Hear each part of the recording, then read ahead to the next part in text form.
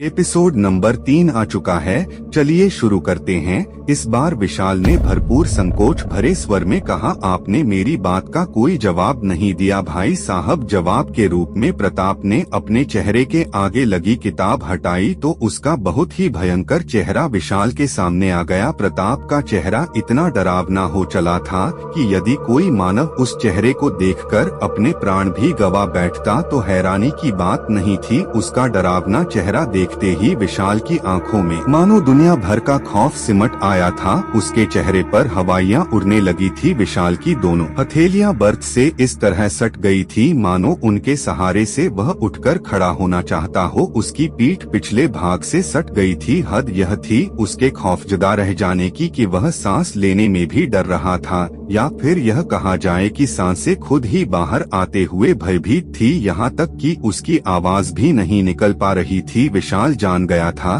कि उसके सामने मौजूद प्रताप कोई मनुष्य नहीं बल्कि एक भूत है। विशाल बेबस रहकर अपने स्थान पर शिवाय बैठे रहने के कुछ न कर सका। उसके सामने बैठा डरावना चेहरे व लंबे लंबे दांत वाला भूत ठहाके लगाकर बोला, अब तुम्हें विश्वास हो चला होगा कि आज के समय में भी भूत प्रेत जैसी चीजें मौजूद है। क्या तुम सचमुच भूत हो? विशाल ने भय से परिपूर्ण स्वर में पूछा। एपिसोड नंबर 4 में